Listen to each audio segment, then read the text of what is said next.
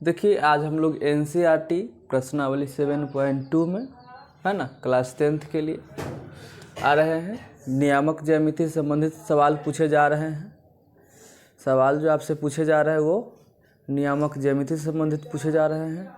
अब नियामक ज्यामिति से संबंधित जो भी सवाल हैं है ना, उसमें आपको चैप्टर 1 में हम आपको 7.1 में पढ़ा चुके हैं, कई तरह के टाइप पढ़ा चुके हैं।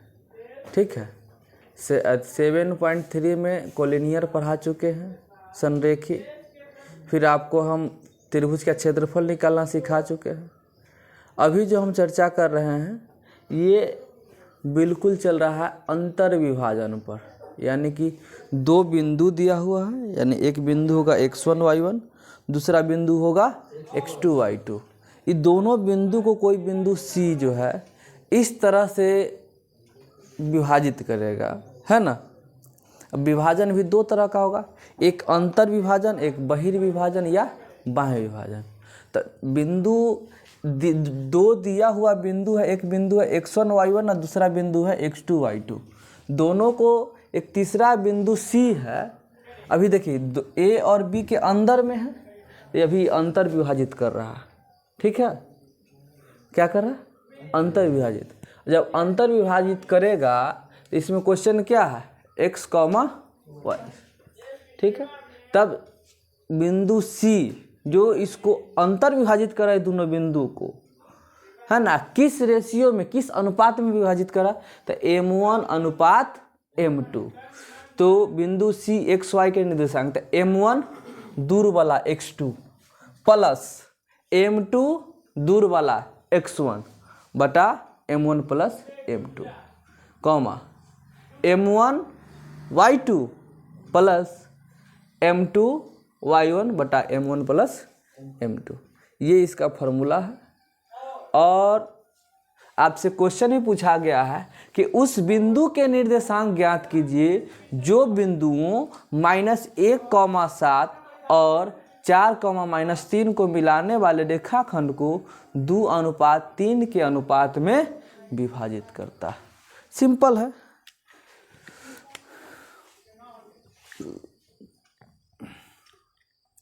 आप ऐसा कर लो, दो बिंदु देख लो।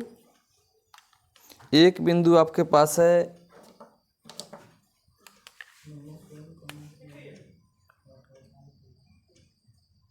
-1,7, दूसरा बिंदु आपके पास है 4,-3। क्या है? 4,-3। ये दोनों बिंदु को एक तीसरा बिंदु है ना, दो मान लीजिए कोई बिंदु है जो 2:3 यानी इधर कम और उधर ज़्यादा।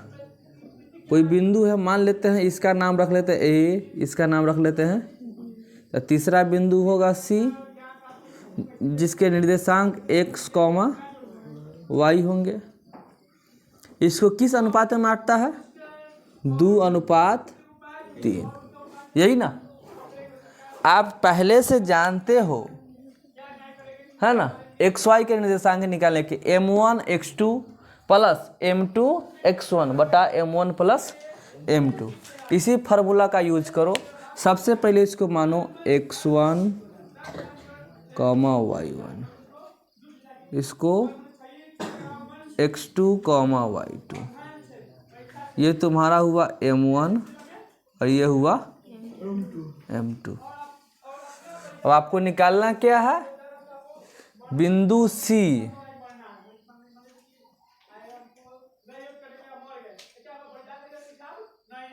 x y के निर्देशांक।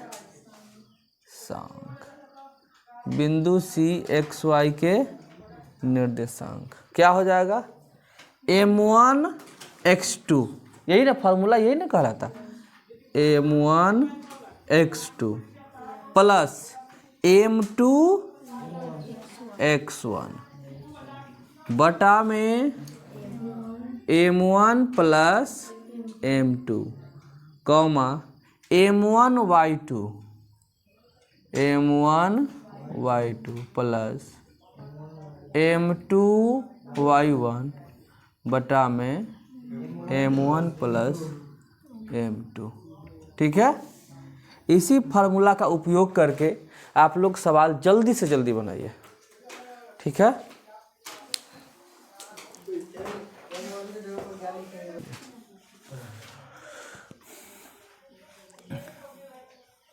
अब आप लोग m1 बैठाइए, m2 बैठाइए, x2 क्या है, x1 क्या है, अब सब का वैल्यू डालो, आपको आंसर मिलने लगेगा। कितना आया है? 1,3। अच्छा चलो देखते हैं।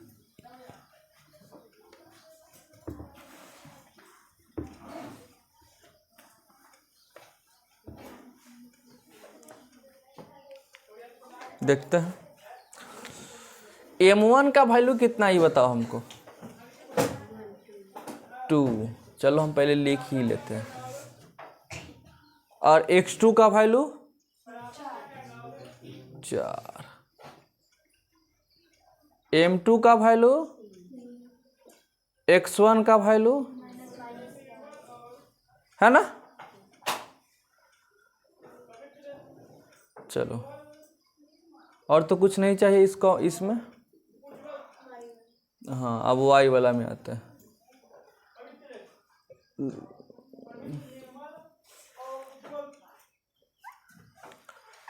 y में y1 का वैल्यू 7 और y2 का वैल्यू -3। बस डाल दो। बिंदु C x y के निर्देशांक बराबर, बिंदु C एक्स वाई के निर्देशांक बराबर m1 x2, फार्मूला तो वही है, m1 x2 plus m2 x1 बटा में m1 plus m2, m1 y2 plus m2 y1 बटा में m1 प्लस m2। ठीक है, अब m1 का वैल्यू कितना है? 2 इंटू x2 का वैल्यू 4 प्लस m2 का वैल्यू 3 इंटू x1 का वैल्यू -1, यही ना, अपॉन m1 का वैल्यू 2 प्लस m2 का वैल्यू 3 कॉमा m1 का वैल्यू, अरे बोलो, m1 का वैल्यू 2 इंटू y2 का वैल्यू -3, 4 नहीं होगा, प्लस m2 का वैल्यू और y1 का वैल्यू 7, m1 का वैल्यू और m2 का वैल्यू 3। अब इसको आप सॉल्व कर लो, आंसर आ जाएगा।